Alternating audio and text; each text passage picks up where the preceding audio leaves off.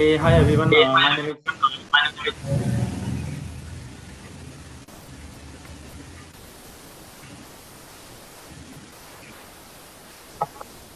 Sagnik. Could you please mute yourself? I'm hearing my own echo. Yeah, thank you so much. So, hi everyone. My name is Praveen Kumar. I'm the founder of towardsmachinelearning.org. Today we have Sagnik with us. He'll be walking us through end-to-end ML pipeline implementation. He'll show you how you can really implement CI/CD ML pipeline in the Azure cloud. So, without further ado, maybe I'll hand it over to Sagnik directly.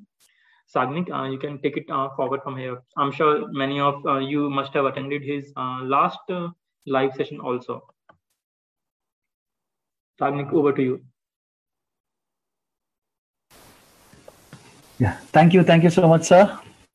Glad to be back with one of the most intriguing topics in data science in the current world, actually. Thank you for having me. I hope I'm audible. If just one of you can just confirm that from our participants. Yes, sir, audible. Oh, superb. Thank you so much.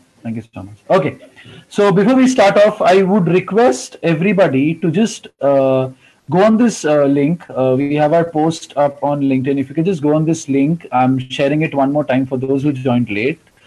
Please comment joined on this post to mark your attendance. Okay, so there's a link I've shared on the chat window. Just go to this post and just comment join so that we have a track of who's there, and it'll be easy for us to give away your certificates. Anyway, so coming back to the topic, last time we discussed briefly about MLOps. We did the theoretical understanding of what MLOps is, what it is as a concept, as a holistic approach. How can we implement it in a project? What is it all about? So before I dig deep into the CI/CD pipeline implementation, I would first like to walk you through the same. So let's just get going. I would request one of you to just comment, or no, not comment, sorry, actually come on the microphone and just confirm that you can see my screen. I'm presenting the poster at the moment. Can you please just confirm that? Yes, we can. Superb. Thank you so much. All right, so let's do a quick recap of what we had done last time. So we had understood what MLOps actually is. We had discussed why we need MLOps, and to know why we need MLOps, we had actually discussed what challenges a machine learning life cycle or a machine learning end-to-end life cycle faces, which is why there was this need of something, like an MLOps, a theory like this.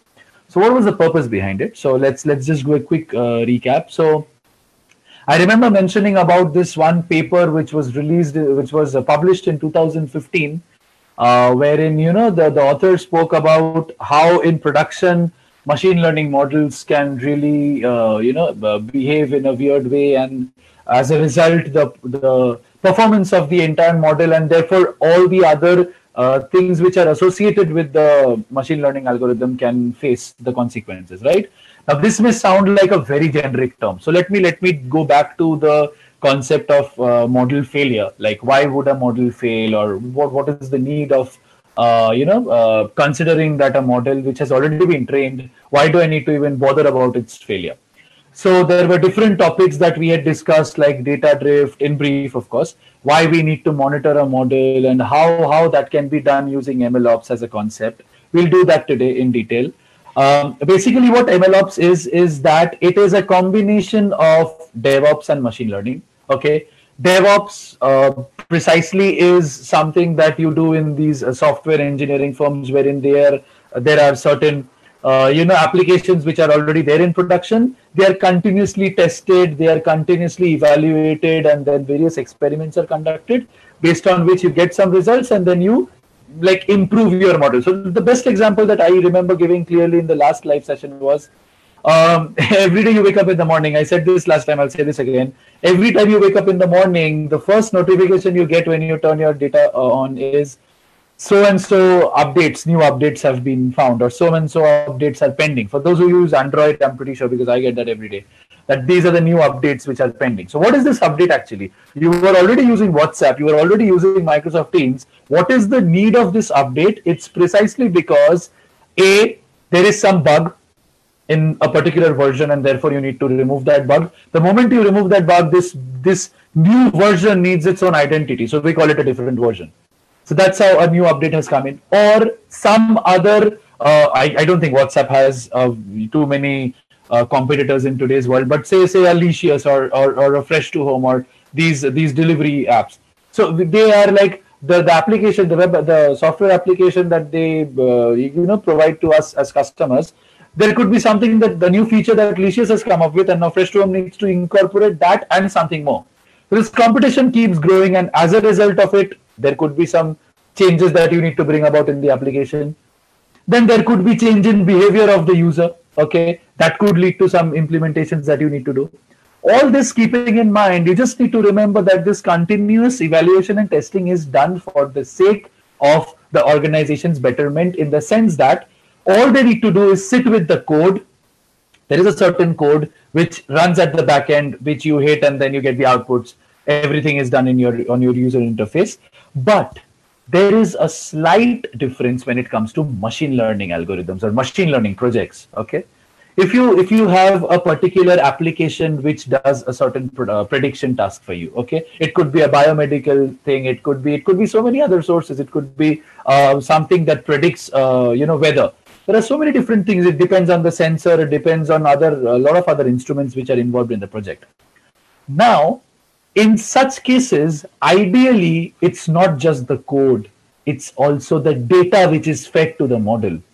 A machine learning algorithm does not work on code solely. Okay, it's very easy. It's like from sklearn.ensemble import random forest classifier.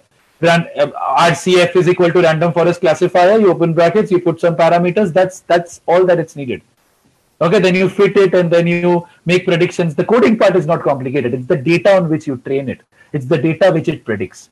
So data plays a huge role, and that's where you need DevOps principles, but you need to incorporate them with machine learning. And that is exactly what MLOps is. MLOps is a combination of DevOps and machine learning concepts. Okay, this was the basic introduction of what MLOps is. What it lets you do is it lets you automate a lot of processes. It lets you, do all of this, all the training and everything. You just have it scripted. Everything will be done by MLOps, and continuously it will be done. It will be done continuously. Whenever you set it in production, you just need to few clicks of a button and that's it. Like today, the coding, whatever I show you, when I show it to you, you'll get to see. It's just a matter of few clicks and that's it.